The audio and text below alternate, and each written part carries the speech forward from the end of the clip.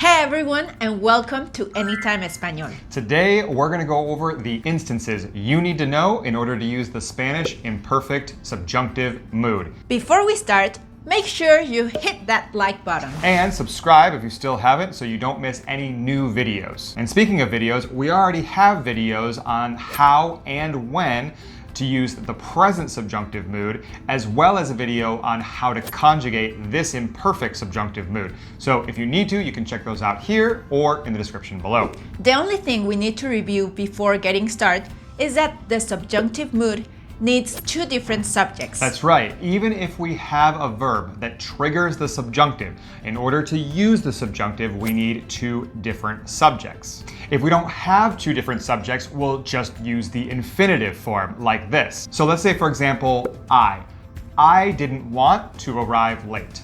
Yo no quería llegar tarde. The infinitive. But if we have two different subjects like I and you all, I would say, I didn't want you all to arrive late. Yo no quería que ustedes llegaran tarde. But the easy part is that all the reasons for using the present subjunctive mood are the same in the past. We use our weirdo acronym.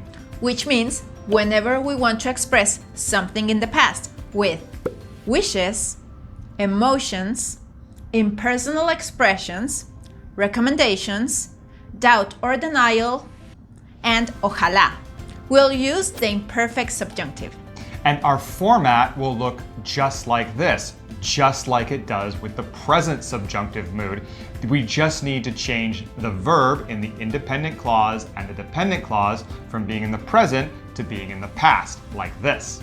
So instead of I doubt that she knows the correct answer, Yo dudo que ella sepa la respuesta correcta. in this tense in the past, we'll say, I doubted that she knew the correct answer. Yo dudaba que ella supiera la respuesta correcta. And it'll be like that for all of our examples. So in the present, we'd have espero que estés bien. In the past becomes Esperaba que estuvieras bien. Okay, so we're gonna go through many examples today, many examples. so you really understand when to use this mood. But let's start with a couple of examples from each category of our weirdo acronym. So for wishes, we could say something like, I wished that you'd come to my house. Quería que tú vinieras a mi casa. My grandmother wanted me to study medicine. Mi abuela deseaba que yo estudiara medicina.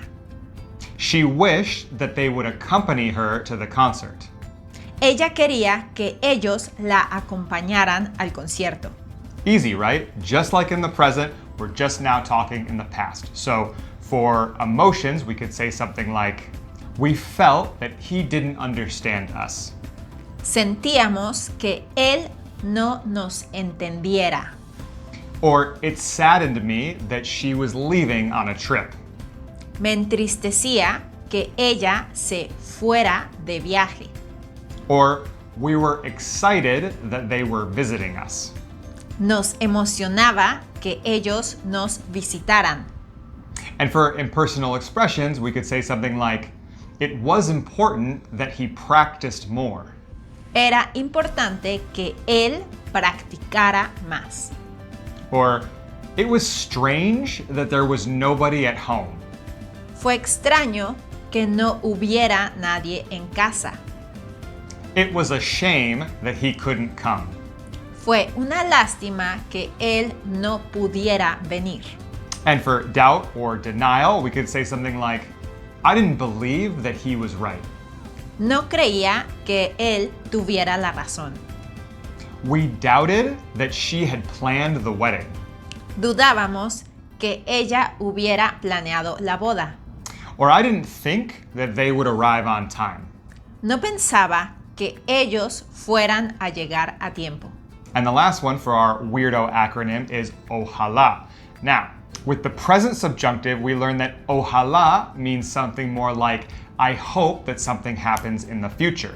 Whereas we'll see that used with the imperfect subjunctive, it's more of to wish for something in the present. So for example, I wish it would rain soon. Ojalá que lloviera pronto. Or hopefully everything would go well. Ojalá que todo saliera bien. Or I wish she would find a good job. Ojalá que ella encontrara un buen trabajo. So, as you can see, we're following the same rules as the present, but now we're speaking in the past. That's right. So we've covered our weirdo acronym the same from the present to the past.